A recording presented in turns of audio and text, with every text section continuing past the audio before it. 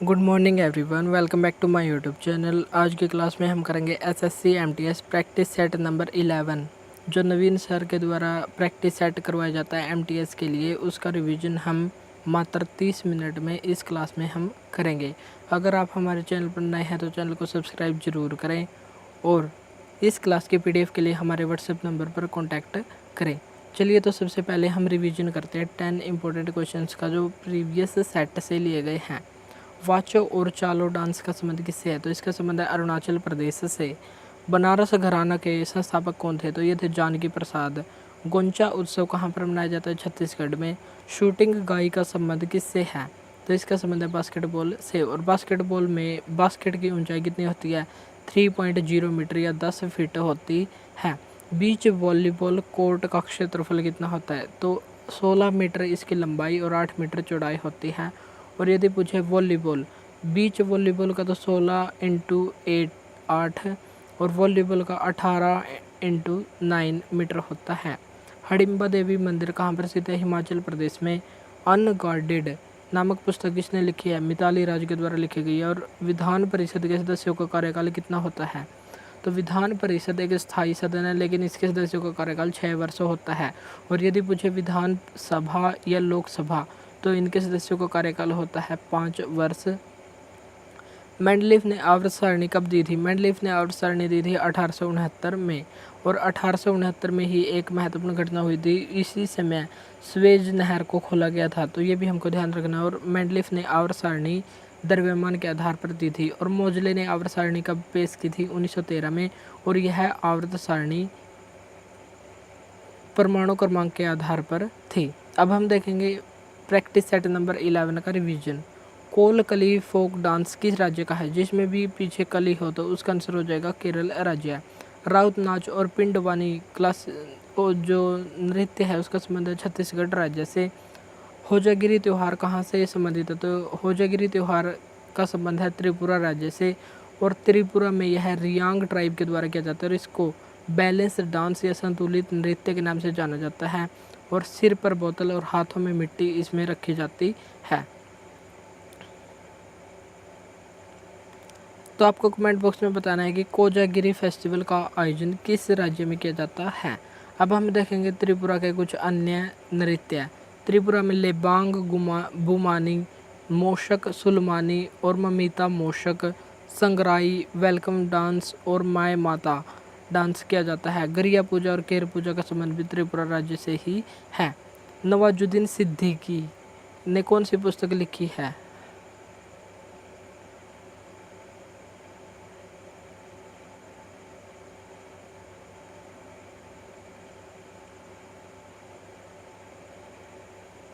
नवाजुद्दीन सिद्दीकी की पुस्तक का नाम है an ordinary life. Cracking the code किसकी पुस्तक है? My journey cracking the code my journey in Bollywood किसकी पुस्तक है? ये तो आयुष्मान खुराना की पुस्तक है। द बैचलर डैड किसकी पुस्तक है? तुषार कपूर की। बैडमैन किसकी पुस्तक है? गुलशन ग्रोवर की। द किस ऑफ लाइफ यह किसकी पुस्तक है? इमरान हाशमी की पुस्तक है। एंड देन वन डे यह किसकी पुस्तक है? नसीरुद्दीन शाह की। रोमांसिंग विद लाइफ किसकी पुस्तक है? देव आनंद की। खुल्लम खुल्ला ये बुक है ऋषि कपूर की। और अनुपम खेर इनकी महत्वपूर्ण पुस्तक है आप खुद में ही बेस्ट हैं या your best day is today. Anything but खामोश यह किसकी पुस्तक है? शत्रुघ्न सिन्हा की। सोनर किला और छोटो चेलम किसकी पुस्तक है? सत्यजीत रे की। और ये एक बंगाली डायरेक्टर थे जो बंगाली फिल्म के निर्देशक थे। द गाइड किसकी रचना है? तो ये आर के नारायण की रचना है। नेक्स्ट है हमारा थर्ड क्वेश्चन। रानी मछैया किस लोक नर्तकी हैं डैश लोक नर्तकी हैं जिन्हें 2023 में पद्म श्री दिया गया था? तो ये उम्मत आर्ट से संबंधित हैं। उम्मत आर्ट का संबंध है कर्नाटक राज्य से। लंबाड़ी डांस का संबंध कहाँ से? आंध्र प्रदेश से। और आंध्र प्रदेश में ही धिमसा डांस किया जाता है। गुस्साड़ी डांस कहाँ पर किया जाता है? तेलंगाना राज्य में किया जाता है। डोमर सिंह कुंवर इनका संबंध किससे है? तो इनका संबंध है राउत नाच जो छत्तीसगढ़ से है। कालबेलिया डांस राजस्थान का है। और इनका संबंध है गुलाबो सपेरा का संबंध इससे है। उषा हीराबाई और तीजनबाई, जिसके पीछे भी बाई लगा हो तो उनका संबंध हो जाएगा छत्तीसगढ़ से। और पिंडवानी नृत्य, सुरेखा पुणेकर, सुलोचना चौहान, इनका संबंध किससे है? लावणी क्लासिकल, लावणी फोक डांस से जो महाराष्ट्र का है। मकरध्वज दारोगा, इसका संबंध छऊ से। और गंभीर सिंह मुंडा, इनका संबंध भी छऊ से है। पंडित जसराज का संबंध किस घराने से है? तो पंडित जसराज का संबंध है मेवाती घराने से, और ये वाद्य यंत्र वायलिन और तबला दोनों से ही संबंधित है। और इनको पद्म विभूषण सन 2000 में दिया गया था। IAU इंटरनेशनल एस्ट्रोनॉमिकल यूनियन यानी कि अंतर्राष्ट्रीय खगोल संघ के द्वारा हीन ग्रह UP-32 का नाम पंडित जसराज के नाम पर सन 2006 में रखा गया था। तो ये भी हमको यहाँ पर ध्यान रखना है। मेवाती घराने के फाउंडर का नाम क्या था? नजीर खान था। किराना घराना के कहाँ से संबंधित है? किराना घराना मुजफ्फरनगर उत्तर प्रदेश से संबंधित है, और इसके फाउंडर थे करीम खान। और अन्य व्यक्ति कौन कौन से संबंधित है किराना घराने से? वाहिद खान, गंगूबाई हंगल, पंडित भीमसेन जोशी। पंडित भीमसेन जोशी को 2008 में भारत रत्न दिया गया था। लता मंगेशकर का संबंध किस घराने से है? तो इसका संबंध है भिंडी बाजार घराने से। और लता मंगेशकर को सन 2001 में भारत रत्न दिया गया था। और 2001 में ही शहनाई वादक बिस्मिल्लाह खान को दिया गया था। और 1999 में पंडित रविशंकर को, और 1998 में पहली संगीतकार MS सुब्बुलक्ष्मी को यह अवार्ड भारत रत्न दिया गया था। भिटारी मंदिर का संबंध किस राज्य से है? भिटारी मंदिर का संबंध है उत्तर प्रदेश राज्य से। और उत्तर प्रदेश राज्य में ही अभी हाल ही में सबसे बड़ा ध्यान केंद्र वाराणसी में सर्ववेद मंदिर स्थापित किया गया है। बाबा विश्वनाथ जो उत्तर प्रदेश का एकमात्र ज्योतिर्लिंग है। प्रेम मंदिर मथुरा में स्थित है। राम जन्मभूमि मंदिर, भारत माता मंदिर, ये भी उत्तर प्रदेश में। भित्री गांव का मंदिर कानपुर में स्थित है, और यह ईंटों से बना हुआ मंदिर है जो गुप्त काल का मंदिर है। 10 अवतार मंदिर, ये भी उत्तर प्रदेश में। झारखंड में कौन सा मंदिर है? वैद्यनाथ टेम्पल है। बिहार में है सुमेरा सूर्य मंदिर। और उड़ीसा में है कोणार्क का सूर्य मंदिर। कोणार्क का सूर्य मंदिर जिसे ब्लैक पैगोडा कहा जाता है, और ये 10 रुपये के नोट पर अंकित किया गया है। वाइट पैगोडा किसको कहा जाता है? जो पूरी उड़ीसा के टेम्पल हैं उनको कहा जाता है वाइट पैगोडा। और गोल्डन पैगोडा कंट्री किस देश को कहा जाता है? गोल्डन पैगोडा कंट्री म्यांमार देश को कहा जाता है। नववर्ष अलग अलग क्षेत्रों में अलग अलग नाम से मनाए जाते हैं। तो जम्मू कश्मीर में नववर्ष को क्या मनाया जाता है? नवरेह नाम से मनाया जाता है, जो कश्मीरी हिंदू का नववर्ष होता है। उगादी फेस्टिवल जो साउथ में होता है, जो तेलुगु नववर्ष होता है उसे कहते हैं उगादी। और मलयाली नववर्ष कहलाता है विशु। पन्ना संक्रांति कौन सा है? तो ये उड़िया नववर्ष है। गोवा में नववर्ष होता है संवत्सर पांडवो। बिहार में नववर्ष होता है जुड़ शीतल। तमिलनाडु में नववर्ष होता है पुंथड़ू या पुंथाड़ू। सिक्किम का नववर्ष होता है लोशांग।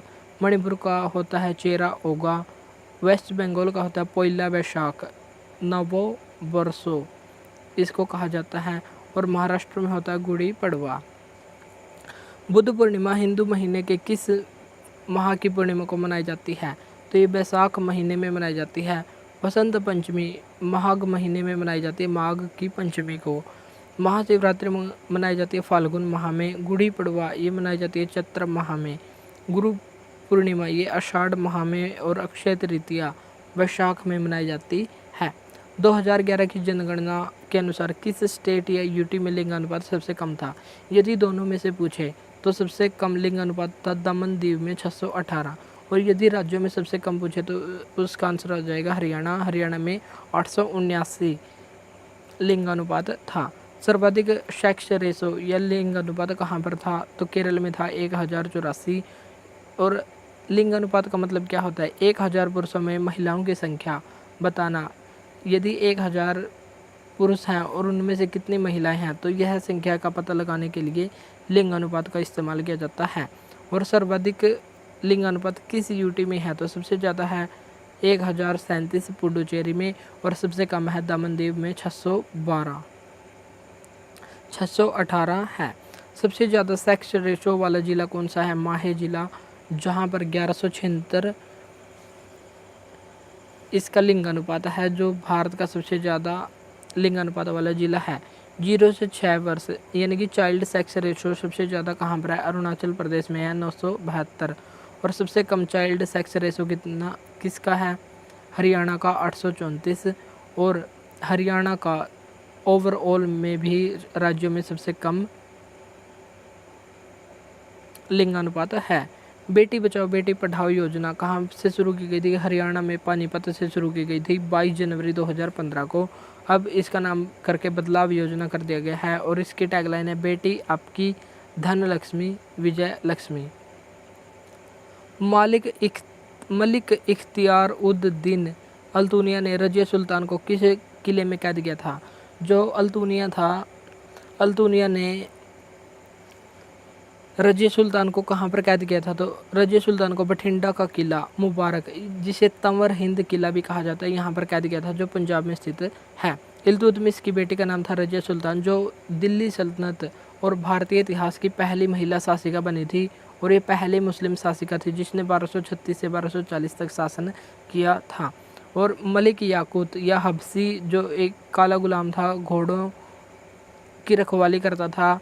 ऐसा माना जाता है कि ये उससे प्रेम करती थी, लेकिन अल्तुनिया ने इसको किले में गिरफ्तार कर लिया था और अल्तुनिया से इसने शादी भी कर ली थी। और 1240 में अक्टूबर 1240 में जब ये पंजाब से दिल्ली आ रहे थे तो हरियाणा में कैथल नामक स्थान पर इसकी मृत्यु हो गई थी। तो इतनी बात हमको यहाँ पर ध्यान रखनी है। गियासुद्दीन बलबन का कार्यकाल कितना था?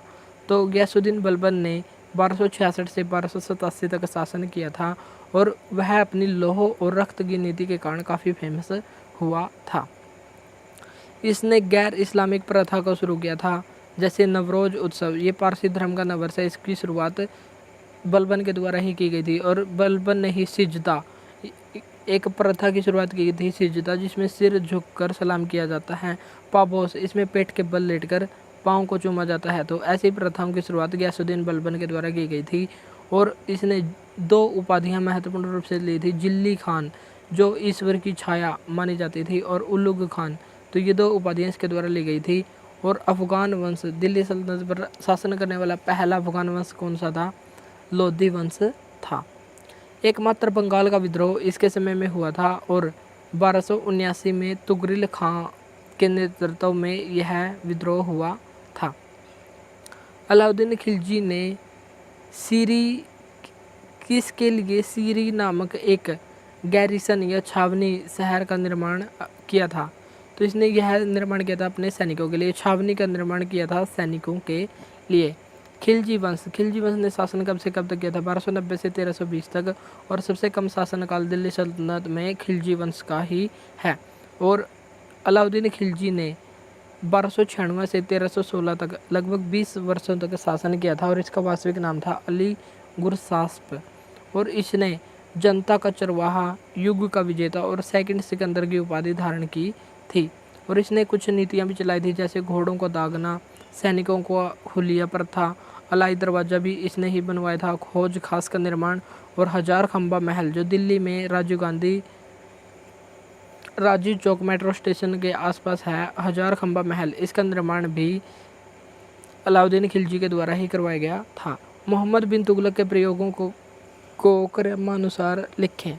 मोहम्मद बिन तुगलक दिल्ली सल्तनत का सबसे पढ़ा लिखा और सबसे मूर्ख शासक माना जाता है, क्योंकि उसने कुछ ऐसी योजनाएं बनाई थी जो कभी भी सफल नहीं हो पाई बल्कि असफल हुई।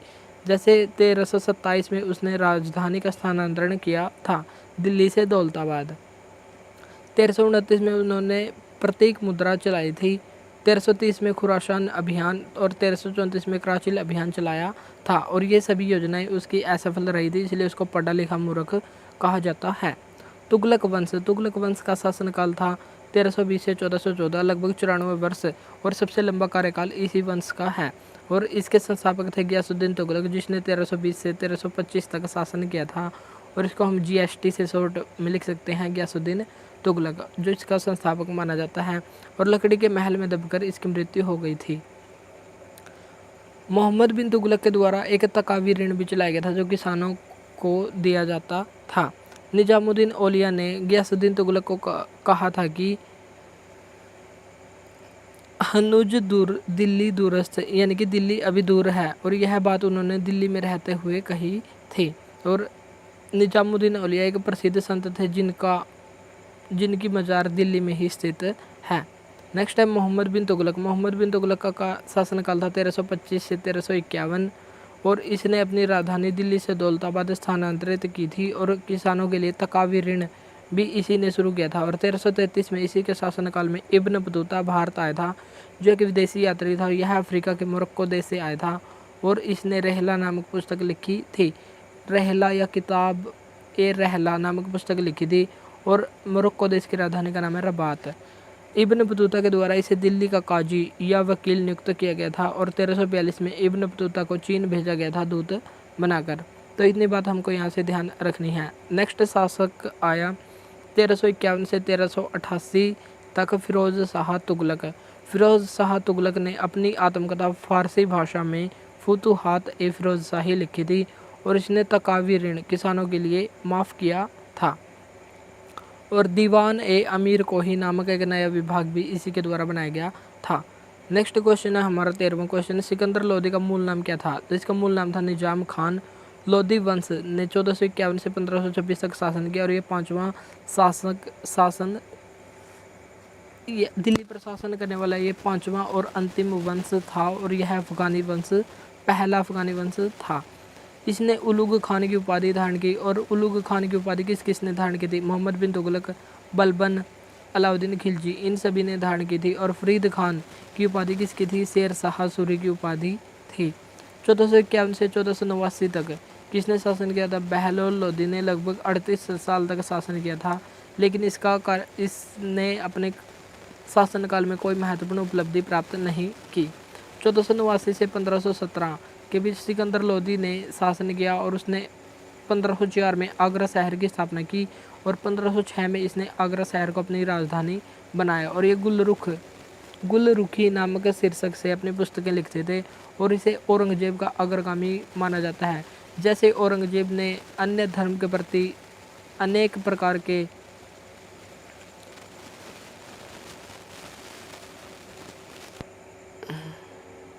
प्रतिबंध जनता पर लगाए थे, उसी प्रकार सिकंदर लोदी ने भी अपनी जनता पर अनेक प्रतिबंध लगाए।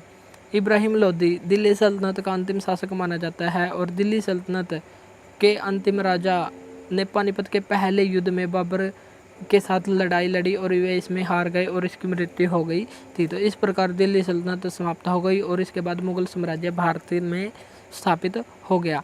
और ऐसा भी पूछा जाता है कि बाबर ने भारत में अपने साम्राज्य की स्थापना के लिए कुल कितने युद्ध लड़े थे? 4 भारत से बाहर और 4 भारत के अंदर, यानी कि टोटल 8 युद्ध लड़े थे।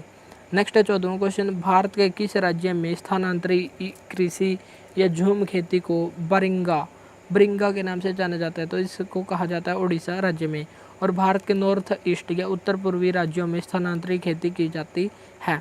मध्य प्रदेश में खेती को क्या कहा जाता है? वेबर दिया दहियार खेती कहा जाता है। राजस्थान में बत्रा खेती, आंध्र प्रदेश में पोंडू खेती, केरला में कुमारी खेती, चेन्ना खेती किस देश में कहा जाता है? श्रीलंका में। और रे खेती वियतनाम देश में कहा जाता है। विश्व में सबसे बड़ी मूंगा चट्टान जिसे ग्रेट बैरियर रीफ के नाम से जाना जाता है, यह कहाँ पर है? तो ये ऑस्ट्रेलिया महाद्वीप में और ऑस्ट्रेलिया में भी पूर्वी तट पर स्थित है। कोरल रीफ एक प्रबल भित्ति होती है जो जीवन से मिलकर बनी होती है। और दुनिया की सबसे पहली रामसर साइट कौन सी है? तो दुनिया की सबसे पहली रामसर साइट का नाम है कोबर्ग, जो ऑस्ट्रेलिया महाद्वीप में ही स्थित है। और दुनिया की सबसे बड़ी प्रबल भित्ति जिसकी लंबाई लगभग 1900 किलोमीटर है और यह क्वीनलैंड द्वीप पर स्थित है। और भारत की पहली रामसर साइट का नाम क्या था? चिल्का झील थी।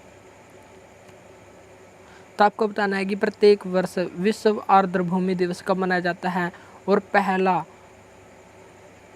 आर्द्रभूमि संरक्षण से संबंधित सम्मेलन कब हुआ था?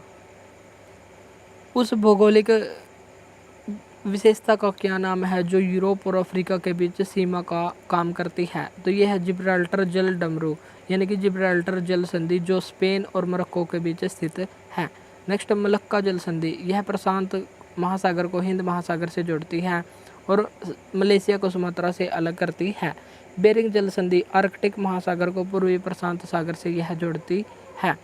17वां क्वेश्चन है, भारत में मानसून निर्वर्तन किस महीने में होता है? मानसून निवर्तन का मतलब क्या होता है? मानसून का वापस लौटना। और भारत में मानसून वापस कब लौटता है? तो अक्टूबर नवंबर में यह लौटता है। और इससे लौटते हुए मानसून से वर्षा कहाँ पर होती है? तमिलनाडु। तमिलनाडु में होती है। तो आपको कमेंट बॉक्स में बताना है तमिलनाडु के तट को क्या कहा जाता है। जैसे गोवा के समुद्री तट को कोंकणी तट कहा जाता है, उसी प्रकार तमिलनाडु के तट को क्या कहा जाता है? भारत में पंचायती राज कब शुरू हुआ था? भारत में पंचायती राज की शुरुआत 1957 में बलवंत राय मेहता की समिति की रिपोर्ट के बाद शुरू हुई थी। और बलवंत राय मेहता ने अपनी रिपोर्ट पेश की थी और इसने त्रिस्तरीय पंचायती राज की व्यवस्था के बारे में बताया था। एक गांव के स्तर पर, एक खंड के स्तर पर, एक जिला के स्तर पर। खंड स्तर पर पंचायत समिति, गांव के स्तर पर ग्राम सभा और जिला स्तर पर जिला परिषद की स्थापना की बात इसने कही थी। 2 अक्टूबर 1959 को पहली बार राजस्थान के नागौर जिले के बगधरी गांव में पंचायती राज की शुरुआत हुई थी। और पंचायती राज को संवैधानिक दर्जा 73वें संविधान संशोधन 1992 के द्वारा दिया गया था। और हरियाणा में पंचायती राज की शुरुआत 24 अप्रैल 1994 को हुई थी। इसलिए 24 अप्रैल को प्रत्येक वर्ष राष्ट्रीय पंचायती राज दिवस मनाया जाता है। और 74वां संविधान संशोधन, इसका संबंध नगर पालिकाओं से संबंधित है। भारत के किन राज्यों में पंचायती राज नहीं है? तो नागालैंड, मिजोरम, मेघालय और जितने भी हमारे यूटी हैं उन सभी में पंचायती राज व्यवस्था नहीं है। और पंचायती राज दिवस की मनाने की शुरुआत सन 2010 में और मनाया जाता है 24 अप्रैल को। राज्य पुनर्गठन आयोग का निर्माण कब हुआ था? 1953 में हुआ था। और इसे फजल अली आयोग भी कहा जाता है क्योंकि इसके अध्यक्ष थे फजल अली। और इसमें 2 अन्य सदस्य भी थे, हरदयानाथ कुंजरू और KM पणिकर। तो ये 2 सदस्य भी हमको ध्यान रखना है। और फजल अली आयोग ने अपनी रिपोर्ट 1956 में पेश की थी। और इसके तहत भारत में 14 राज्य और 6 यूटी बनाए गए थे। तो मूल राज्यों की संख्या कितनी थी? 14 थी। और मूल यूटी की संख्या कितनी थी? 6 थी। लेकिन वर्तमान में भारत में 28 राज्य और 8 यूटी हैं। भाषाई आधार पर बनने वाला पहला राज्य कौन सा था? तो ये था आंध्र प्रदेश राज्य, जो तेलुगु भाषा के आधार पर बना था। और भारत का नवीनतम राज्य जो 29वें क्रम का बना था, तेलंगाना राज्य, जिसकी स्थापना 2 जून 2014 को आंध्र प्रदेश से अलग होकर की गई थी। भारत की आकस्मिक निधि किसके निपटान में रखी गई है? तो भारत की आकस्मिक निधि का वर्णन संविधान के अनुच्छेद 267 में है। और यह राष्ट्रपति के अधीन कार्य करती है। और इसका गठन तो संसद के द्वारा किया जाता है, लेकिन इसमें से जो पैसा निकाला जाता है वो राष्ट्रपति ही निकाल सकता है। तो राष्ट्रपति के पूर्ण नियंत्रण में कौन होती है? आकस्मिक निधि होती है। संचित निधि, इसका वर्णन संविधान के अनुच्छेद 266(1) में किया गया है। और यदि संचित निधि से संसद को कोई पैसा निकालना हो तो उसके लिए एक विनियोग विधेयक पारित किया जाता है, जिसका वर्णन अनुच्छेद 114 में किया गया है। तो ये भी हमको यहाँ पर ध्यान रखना है। अनुच्छेद 263 में किसका वर्णन किया गया? अनुच्छेद 263 में अंतर्राज्यीय परिषद का वर्णन किया गया है। और अंतर्राज्यीय परिषद का गठन पहली बार 1988 में किया गया था।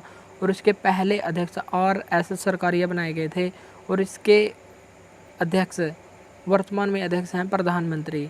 और यह राज्यों के बीच विवाद का निपटान करता है। लेकिन यदि नदी विवाद हो तो नदी का विवाद का संबंधित अनुच्छेद है अनुच्छेद 262, लेकिन इसका संबंध है अनुच्छेद 263 से। तो नदी विवाद का निपटारा अंतर्राज्यीय परिषद नहीं करेगी, बल्कि यह राज्यों के बीच विवाद का निपटान करेगी। और अंतर्राज्यीय परिषद की 1 वर्ष में 3 बैठक होना अनिवार्य है। यूपीएससी के अध्यक्ष और सदस्यों का कार्यकाल कितना होता है? यूपीएससी के अध्यक्ष और सदस्यों का कार्यकाल होता है 6 वर्ष या 65 वर्ष, जो भी इसमें से पहले कंप्लीट हो। यूपीएससी की स्थापना 1 अक्टूबर 1926 को ली कमीशन या ली आयोग की सिफारिश पर की गई थी। और इस समय इसकी स्थापना PSSC पब्लिक सर्विस कमीशन के रूप में की गई थी। लेकिन 1935 में इसका नाम UPSC union public service commission हो गया था। और इसके पहले अध्यक्ष सर रोस बर्कर थे। और यूपीएससी की स्थापना 26 जनवरी 1950 को हुई थी। और इसमें इसका वर्णन संविधान के भाग 14 अनुच्छेद 315 से 323 के बीच है। और यूपीएससी के पहले भारतीय अध्यक्ष कौन थे? तो इसका आंसर देना है आपको कमेंट बॉक्स में। और इसके पहले भारतीय अध्यक्ष थे HK कृपलानी, जो 1947 में बने थे। और राज्य लोक सेवा आयोग के सदस्यों का कार्यकाल 6 वर्ष या 62 वर्ष, जो भी इनमें से पहले होती है। और यूपीएससी की वर्तमान में अध्यक्ष कौन है? तो यह है प्रीति सूदन, जो पहली भारतीय महिला अध्यक्ष बनी है। भारत का चुनाव आयोग पहली बार बहुसदस्यीय निकाय कब बना था? तो ये बना था 16 अक्टूबर 1989 को, और इसमें 3 सदस्य हो गए थे, एक तो अध्यक्ष और 2 अन्य सदस्य।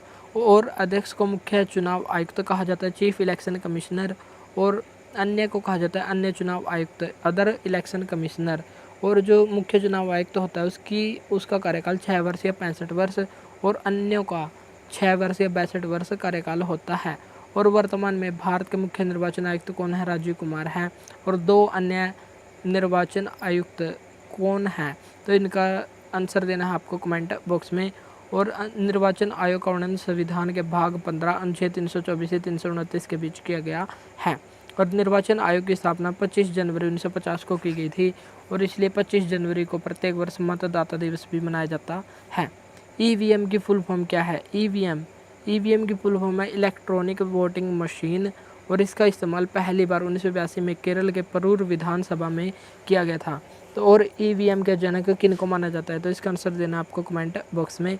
और वीवीपैट की फुल फॉर्म क्या है? Voter verified paper audit trial, जिसकी शुरुआत 2013 में नागालैंड में पहली बार हुई थी।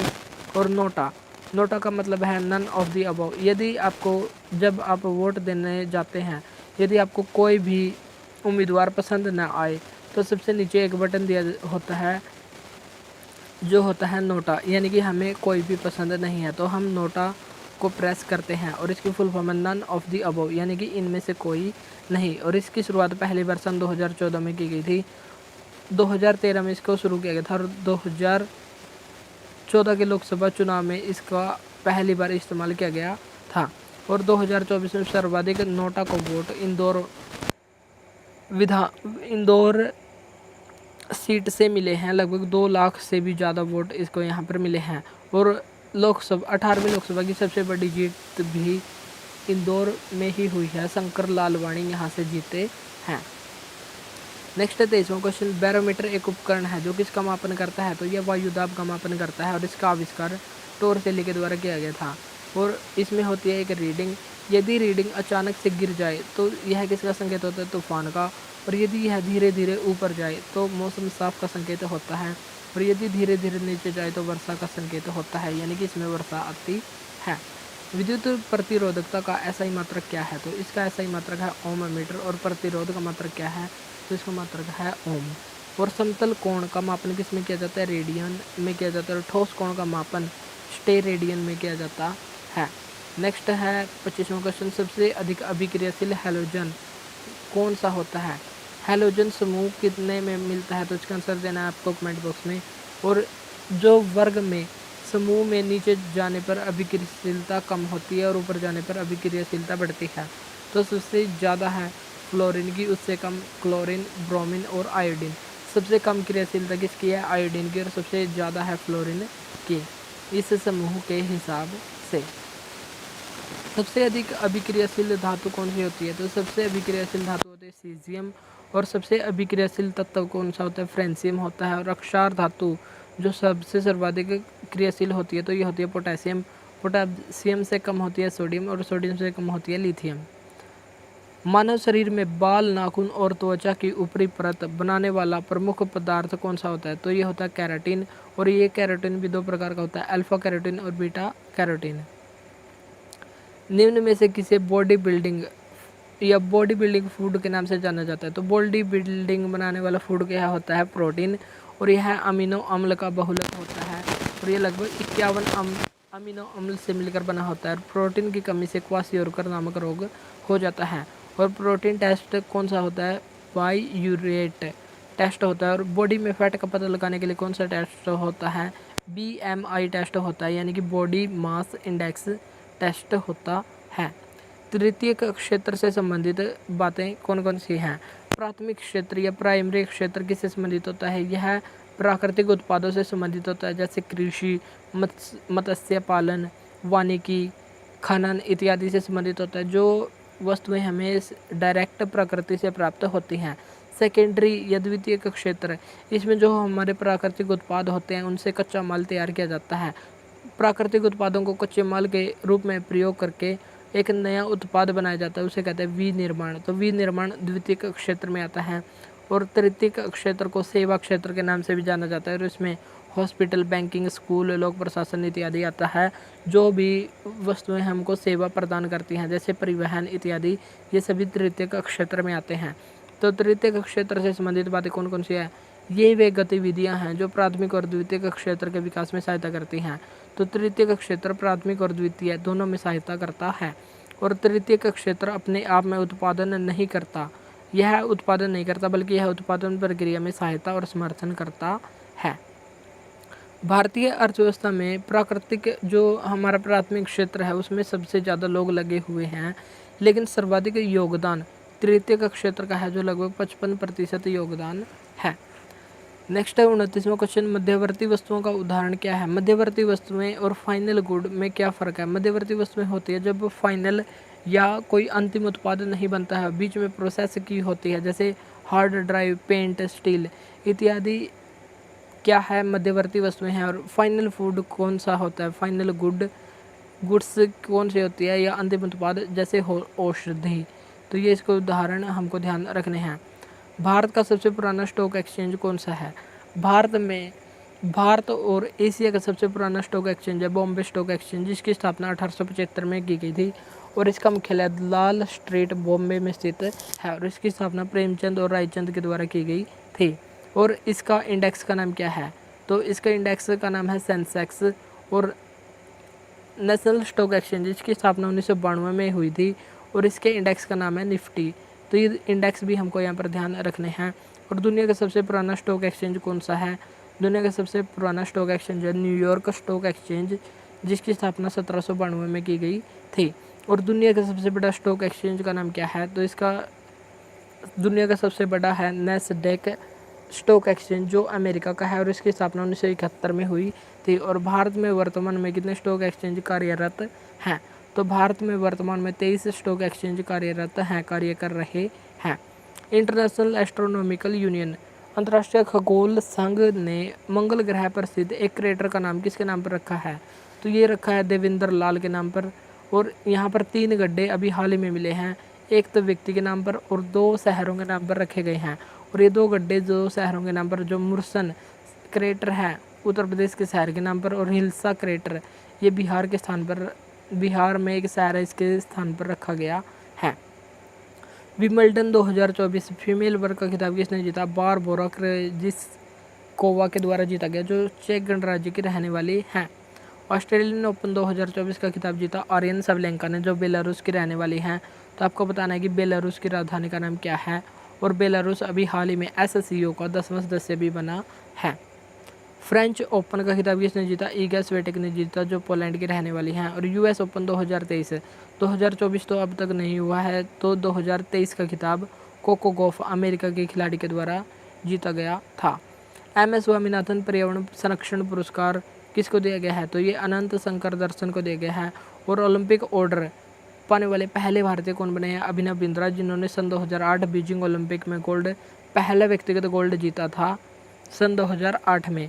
और दूसरा व्यक्तिगत गोल्ड नीरज चोपड़ा के द्वारा टोक्यो ओलंपिक में जीता गया था। और अभी हाल ही में 2024 में डायमंड लीग में नीरज चोपड़ा के द्वारा सिल्वर, और इसमें गोल्ड एंडरसन ने जीता है। तो ये भी हमको यहाँ पर ध्यान रखने हैं। विटली गोल्ड अवार्ड किसको दिया गया है? तो विटली गोल्ड अवार्ड इसे ग्रीन ऑस्कर के नाम से जाना जाता है। और ये पूर्णिमा देवी वर्मन, जो असम की रहने वाली है, और इनको यह अवार्ड दूसरी बार मिला है। गोल्डमैन पर्यावरण पुरस्कार किसको दिया गया? आलोक शुक्ला को दिया गया है। तो आपको बताना है कि ये किस राज्य के रहने वाले हैं, और ये ग्रीन नोबल कहलाता है। मैथ्स का नोबल किसको कहा जाता है? मैथ्स का नोबल अवार्ड किसको कहा जाता है, और 2024 में यह किसको मिला है? तो ये दोनों क्वेश्चन आपको बताने हैं कमेंट बॉक्स में। और ग्लोबल एक्सीलेंस अवार्ड हाल ही में किसको दिया गया? चंद्रकांत को दिया गया है। बिम्स्टेक बिजनेस शिखर सम्मेलन का आयोजन पहली बार कहाँ पर किया गया है? तो इसका आयोजन पहली बार भारत में किया गया है, और 6 से 8 अगस्त 2024 को नई दिल्ली में इसका आयोजन किया गया है।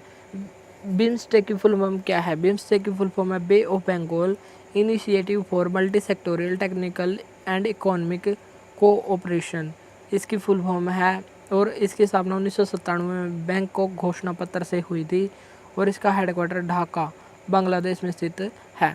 और इसमें प्रारंभिक सदस्य कितने थे? इसमें प्रारंभिक सदस्य थे बांग्लादेश, इंडिया, श्रीलंका, थाईलैंड और म्यांमार। सन 2004 में इसमें नेपाल और भूटान भी शामिल हो गए थे।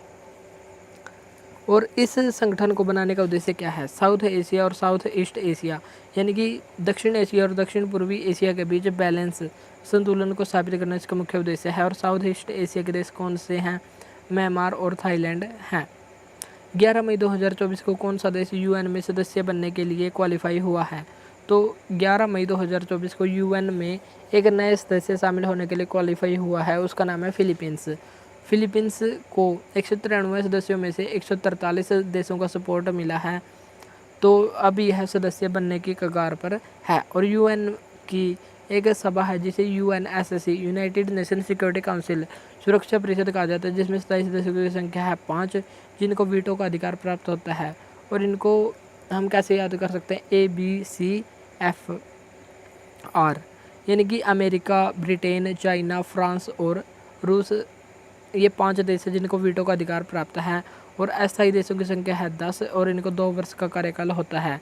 और यदि कोई प्रस्ताव पास करवाना हो तो 5 सदस्य वीटो वाले और 4 इनमें से कोई भी सदस्य यदि उसमें हाँ कर दे तो वह प्रस्ताव पारित हो जाएगा। यदि इन 10 में से सभी 10 तैयार हैं और इसमें से 4 तैयार हैं, 1 तैयार नहीं है, तो वह प्रस्ताव पारित नहीं होगा।